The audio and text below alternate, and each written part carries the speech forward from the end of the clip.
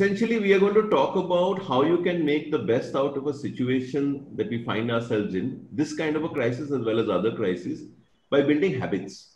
And if you look at people who have been consistently successful over an extended period of time, what often sets them apart is their habits. And we will link this to a subject called behavioral economics. When you look at human beings and human behavior, there are two aspects to human behavior. One is basically saying human beings are rational. That is, that we do things in our own best interest and we create those choices that we think are good for us. The other aspect is human beings also have a significant element of emotion, and therefore our decisions are a product of both our reason and our emotion.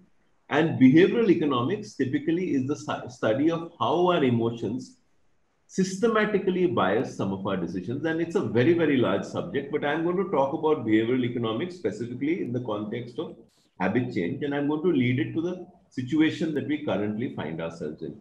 Now, the first element there is this gentleman called James Stockdale. And James Stockdale was a prisoner in Vietnam in the concentration camp. And he was a leader. He was a US military leader and he was a prisoner in a concentration camp. And remember, in Vietnam, in the concentration camps, you saw people being tortured, right? So you saw significant elements of torture happening, and you saw a large number of people. Some people were not able to survive. Some people became very negative. Some people died, but some people survived that period of 2 years, 3 years, 4 years, and they went on to lead flourishing lives post their Vietnam experience. Jim Stockdale was one such. Now, he observed three types of prisoners in the concentration camp. And he categorized this, and this is what we call the Stockdale paradox. And essentially, there are three types of prisoners he talked about. So let us say you're in July. The first type of prisoner is what we call, or August, the first type of prisoner is what we call the eternal optimist. The eternal optimist says the concentration camp is bad, but it's going to get over. And I'm going to be home for Christmas. Then there is the pessimist. The pessimist says, life is bad and I don't know what's going to happen. And the pessimist spends a lot of time complaining about what is wrong, what other people have done, and the pessimist sees no end in sight. So we talked about two categories, what we call the eternal optimist or the blind optimist, the pessimist. And the third is what he calls the realistic optimist. The realistic optimist is somebody who says, I do not know how long I'm going to be in this concentration camp. I have to figure out an approach to survive the concentration camp, but I need something to look forward to. So I'm going to spend time also thinking about life beyond the camp. I'm going to think about what I will do differently. I'm going to have a survival strategy as well as something positive to look forward to. So now we have three categories. There is the eternal optimist, the pessimist, and the realistic optimist. And the interesting thing here is, who do you think dies first in the concentration camp? Okay, so what we found was that there were a large number of deaths between 26 December and New Year's Eve. And all of these were the optimists. Basically, these were the guys who had pinned their hopes on a specific date. And when that date came and they did not survive, they lost all hope and they simply gave up. So there is a larger lesson for this in all of us, that we are now in a situation where things are going to get better. There is going to be a new normal. We do not know when that new normal is. So we also need to find strategies for two things. How do we stay resilient in the current period? And the current period is an indefinite period. We don't know whether it is going to be October or November or December or January. And we also don't know that after we come back, whether we'll have another period where we'll have to go into lockdown. So there is a lot that is uncertain. But we need two things. We need a strategy and an approach to stay resilient during the crisis. And the second thing is that we need something to look forward to. And we need to strategize around how we are going to do things differently post this crisis. And one of the things we will argue is that if you can build new habits and invest in yourself in a tangible way during the crisis, then that will tackle both of these things. It will help you to find resilience. And the second thing it will do, it will give you strengths that you can exploit beyond this period. So when we talk about resilience, there is some research on resilience. And what does the research tell you? Who are the people who are able to be more resilient? The first thing is very simple: social networks. If you are connected to friends and family, if you have close relationships and you stay in touch in crisis times, then the company of loved ones, one is company of loved ones, but even if you are responsible for helping other people, the moment you're responsible for helping other people, it gives you strength. It gives you this obligation to demonstrate good behavior. So that is the first element. The sense of connection is an element of resilience. The second element of resilience is kind of your own security. We are talking about migrant workers and we are wondering why they're moving from one. The point is that when my financial security is threatened, when my health security is threatened, I am at the lowest level of Maslow's hierarchy. I do not think of other people. So if you can have a model to be financially head above water for this period, and this applies to businesses as well as individuals, if you can find a strategy to kind of keep yourself secure, solid, and with a purpose in this period, then that is the second element of resilience. The third element of resilience is what I'm going to talk about today, is I'm going to talk about something called self-efficacy. We find many people who get into a negative frame where they say, I did not sign up for this, or this is not fair, or this is not what I expected 1 year back, or why is this happening to me? Where essentially you are in a situation which is difficult and you're spending your time and energy feeling sorry for yourself or being critical of external factors which you cannot control. Self-efficacy says that I have the ability to control a part of my environment in any context. And if I have the ability to control a part of my environment and make some change in my environment, then I feel less helpless. I feel less like a victim. And I think one element of resilience, one element of even leadership is that I refuse to allow myself to feel like a victim. Now, so take this as a context and say, what is it that we can do? So first of all, there was an experiment where you had cookies and radishes, okay?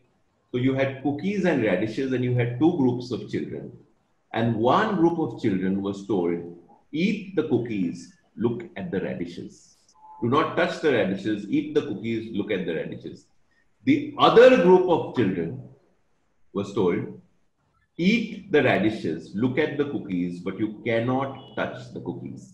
Okay? So I have two groups of kids, they're left on their own, they're both given cookies and radishes. One group is told to eat the cookies, one group is told to eat the radishes. I have a cookies group and a radishes group. Okay?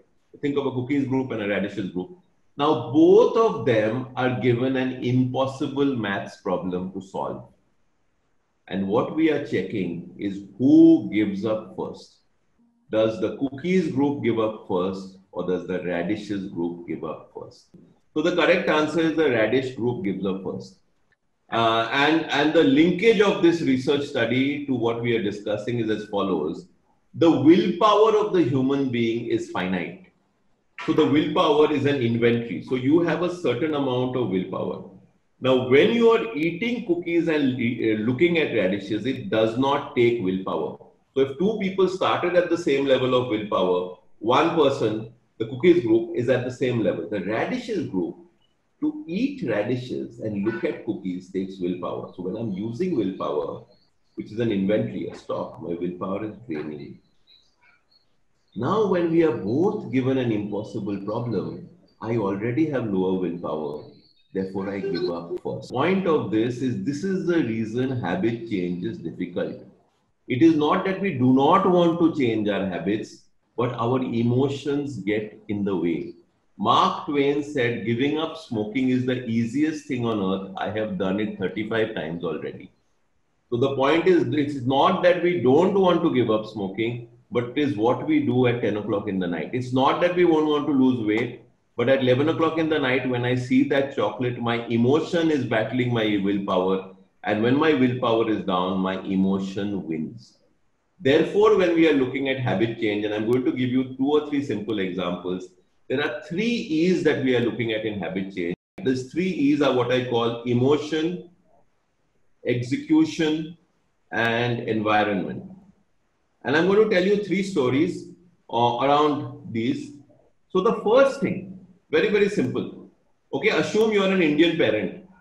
Your child comes back with a grade card which has A in English, A plus in math, a B in history, B in physics, and an F in Hindi. If you're an Indian parent, what do you start the discussions with? Why what? Okay, so Leena is saying, I will start with Hindi. And this is the first point we wanted to make. That when we look at changes, there is a lot that is difficult. There is a lot that is not working. So let's say I have a team of people working for me and I want them to adopt a new software. 40% of them are resisting. And we normally start with the 40% who are resisting and try to tackle that. So this is an approach to change, an executional approach which says, start with what's working. If there are 30% of people who have implemented, why have they implemented? Similarly, in this case, this child has got an A plus in a subject. How has the child got an A plus in that subject? How can I understand that and then take that approach to Hindi rather than starting with the negative, which will put somebody on the back foot? So focusing on the bright spots. And this is saying something as simple as, okay, you've tried to lose weight or you've tried to read more books for the last 2 years. But there was a period of 10 days where you actually read more books. What happened in those period of 10 days? What did you do then, right? Can you learn something from what worked when it worked? And that is the first piece that I'm talking about, execution. Approach to execution. What are the right first steps? Focusing on the bright spots is one approach to execution. The second E that I'm talking about is environment. Sometimes you can change things by changing the environment. I was in my first job and I was working in a company called Asian Paints. And Asian Paints, typically, there is a go down on the ground floor and an office on the first floor. And I was working in an office where the branch was at the end of the branch manager's cabin where I used to sit was at the end of the first floor. The problem that everybody would come half an hour to 1 hour late. Now, there are various solutions to this late problem. You can punish people, you can shout at people, you can penalize them, you can deduct attendance. But we did something else. And the question I'd like to ask you is that you think of these kind of offices that some of you may have seen go down plus office. Where is the attendance register typically kept? So the attendance register in these is typically kept at the entrance at the go down. Correct answer. Now, what did I do? Very, very simple thing. I picked up the attendance register and I put it in the branch manager's cabin. Now, when somebody comes in late, they say, where is the attendance register? They say, oh, boss ke cabin mein hai. So then you go to the first floor and you have to knock at my cabin. I say, what is it? They say, no, I wanted to sign the attendance. I said, please sign. They'll go and sign. Don't tell them anything. Somebody comes late 3 times. You look at your watch, look at the person, don't tell them anything. Within 1 month, the late coming problem was solved. What had we done? We had changed the environment. The third example is one of emotion. I had a friend, a CEO, whose wife used to tell him about giving up smoking. And for 10 years or 15 years, she told him, and nothing happened. Then one fine day, his wife got fed up. And she said, I will never tell you about giving up smoking again. And he gave up in the next 6 months because he realized how much it meant to her. And at that point in time, the emotion kicked in. So these are the 3 E's: execution, environment, and emotion. The 3 E's of habit change. The final point of habit change, and this is a behavioral point, a very simple point, is this: that, when we think about habit change, it seems like a very big thing. Like I have to lose 10 kgs and I make a plan for 5 months. The big plan is not what creates habit change.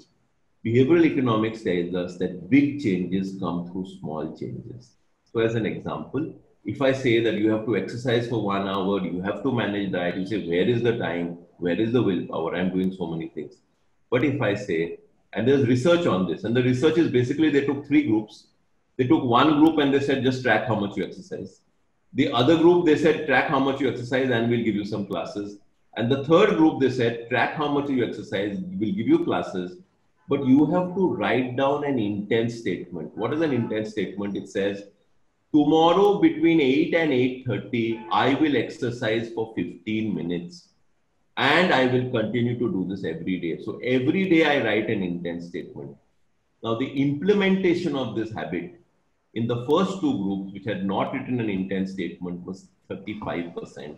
The implementation in the group which has written a habit statement was 91%. So what are we saying? Let us say all you want to do is you want to read, you want to develop a reading habit. Now maybe a book scares you, okay? So you say every day between 8 and 8:10, you write it down, you make a promise to yourself that I will read a book for 10 minutes every day. Now the moment you do that for 20 days, the point is you have won a small battle with yourself and your identity has changed. So you change your habits by changing something over an extended period of time. In the process, you change your perception of yourself, your identity changes.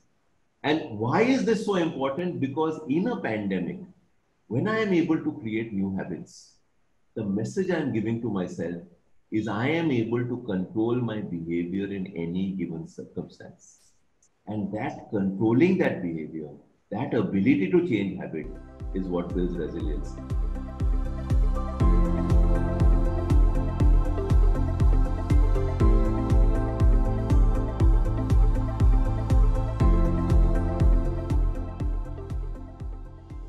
So welcome to the club. I think everybody does that at some level or the other. But I'm going to do this at a tip level, okay? So somebody gave me a very good tip. Long back, Nilendra, you might have heard of this guy called Arvind Kumar in Asian Paints. Yeah. So he's one of my mentors and he had told me this. He said, like, you know, we make a to-do list. Many of us make a to-do list. And what you will find when you make your to-do list, that there are items which are getting carried over in your to-do list day after day after day after day after day, right? That there is something you put on your to-do list 15 days back, it is still on your to-do list. Then you know you're procrastinating. So one very simple tip he told me was when an item first appears in your to-do list, when you transfer it to the next day, write down the original date on which the item first appeared in your to-do list. So if I am putting something in my to-do list on the first time on July 1st, and on August 15th, when I put it in my to-do list, in brackets, it will be written July 1st. I will then know that I have been procrastinating for 45 days. So this is the first very, very simple kind of a thing. The second element of this procrastination is often we procrastinate because the task seems too large. And the intent statement that I talked about is one very good thing, that maybe losing 10 kgs or reading 2 books in a week is too large. But if I tell you, can you read every day for 10 minutes? So one of the simple things to procrastination is to break it up into small targets, small achievable intent statements. Do those small achievable intent statements for, let's say, 10 days or 15 days, build a habit, then use that to layer on another layer of habit, and over a period of time, it can get done. The third way is to make a public promise. Commit something to a friend and ask the friend to hold you accountable. Incidentally, these are all fairly standard time management tactics. You will find most of them in books. The tactic about transferring the date of the to-do list is something that came to me from a practitioner. You will not find it in any book.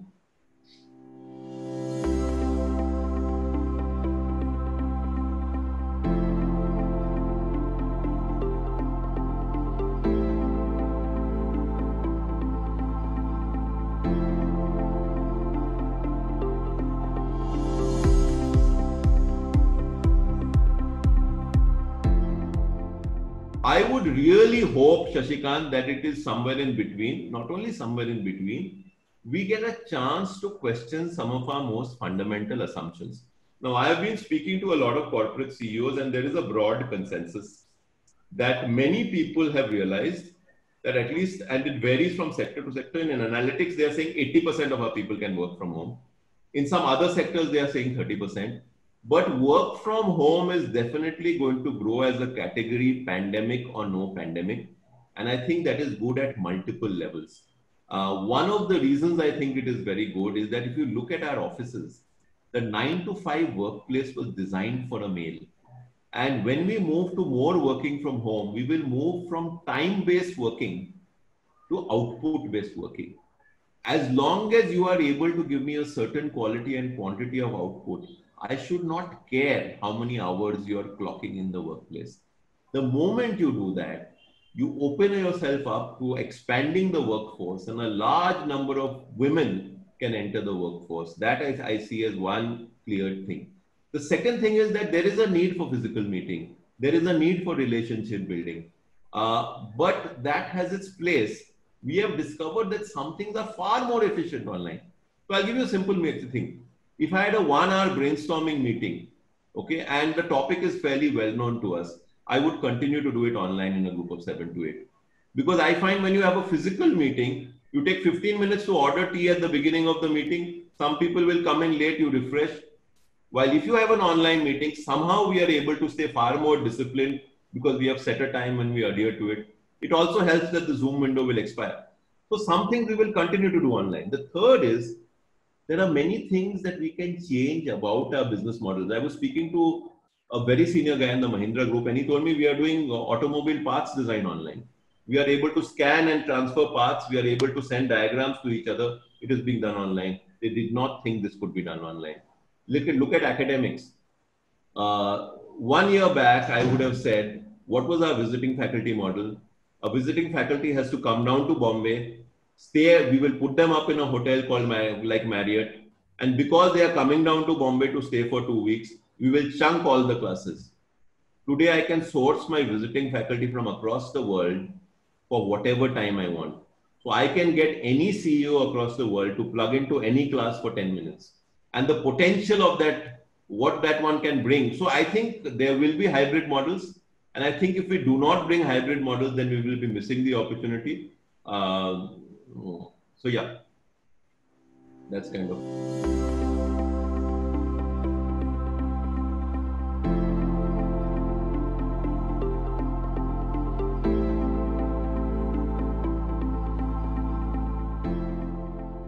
So willpower can obviously be increased. The moment you build habits and you learn to do things that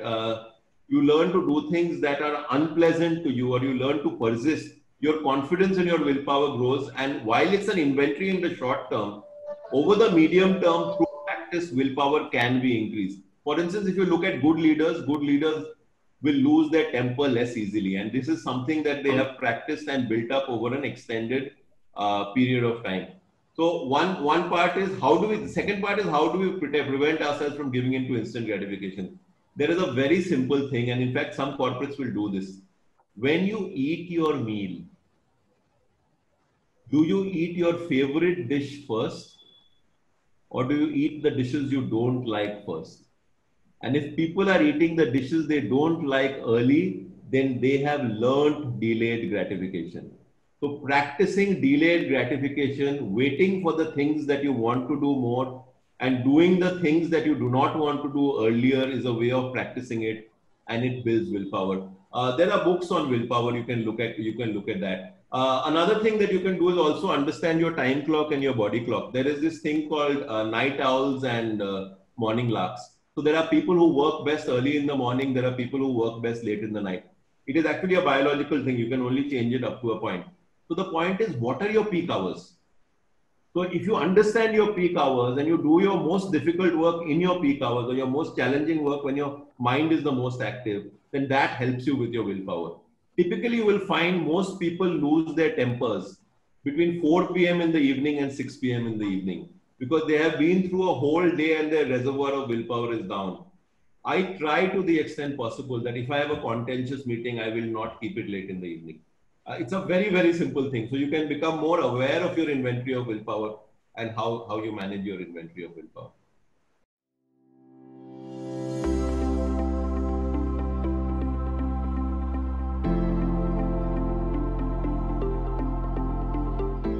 I think what the research says is that when you make a promise, some part of your identity changes. And we all have to act in ways that are consistent with our identity. There is a behavioral econ experiment around this, that basically you told people to put up a large sign in their garage, okay, that says, drive safely, I am committed to safe driving. And most people said, I won't do it. Okay, then you went to the same people and said, put up a small sign in your window that says, I am committed to driving safely. So done. So some people put up this sign, some people did not put up the sign. Okay. Then what they did was they did an experiment on safe driving practices and contributing to safe driving causes. And they found that the people who had put up the sign were definitely more committed in their behavior in terms of contributing to relevant causes as well as their own safe driving practices. Another example, they use this in elections. So basically, when people are not going out to vote, you make people sign a card that says, I will vote at this precinct between so much time and so much time. And this was something Barack Obama used in his campaign. And the number of people who actually went out to vote from those people who filled up those cards and made that promise was much larger. So essentially, somehow writing solidifies the promises we are making to ourselves. So I think there are two things. One is it's a promise that I make to myself. It changes my identity. Also, writing has legitimacy. This is used in negotiation many times. That if I say I cannot give you a discount beyond 5%, and I show you, hey, this is my company policy. Now I could have gone back to my office and drafted that company policy and got my boss to sign on it. But even then, having that in writing gives some legitimacy and creates that larger sense of commitment. So that's the best I can do. Also, I think writing involves more senses than just saying. So, it is hand plus thought plus emotion. So I think the commitment is a little bit more. So just a follow up on this, but for the gen which is coming up next, probably writing is not so much ingrained and everybody likes to do everything digitally. So would you see that as a challenge going forward? No. So when I say writing, it can be typed communication. It does not matter. Okay. It can be typed communication. Somebody else can write it and put it for you. It is that you make a visible commitment to yourself. It's the visibility of the commitment and the fact that you have invested time to do it.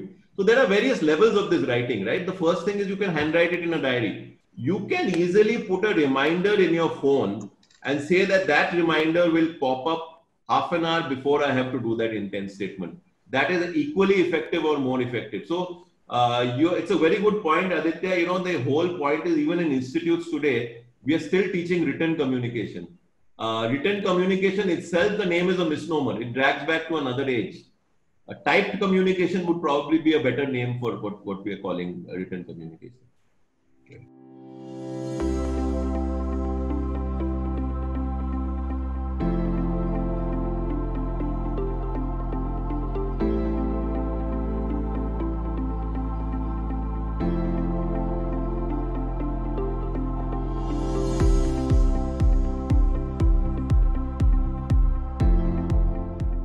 I don't think work from home will become a new normal.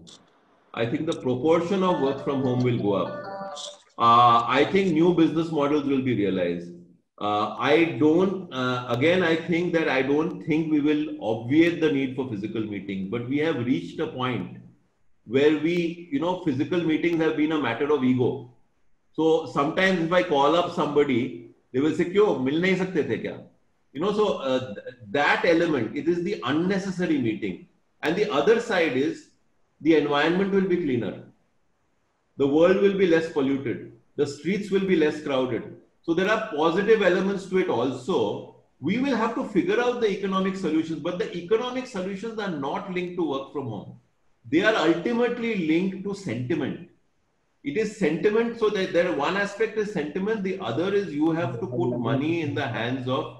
So the moment manufacturing starts, the moment people start working, then employment will again move up because India as an economy has a lot of consuming power. So you need consuming solutions. But the point is you don't have to do all work. So let me give you, Rahul, a flip side. That the moment work from home grows, it has been anticipated that if the proportion of working women in India equals the proportion of working men, GDP growth will be 27.2% year on year. So when you liberate the gender workforce and that workforce starts earning, what does it do to purchasing power? What does it do to consumption? So we have to take a whole economic view and somebody in policy has to look at this. Yes, there is something you're saying which is correct, which is that as work from home grows up, there is a large issue that somewhere in the next 15 months, there may be some retrenchment.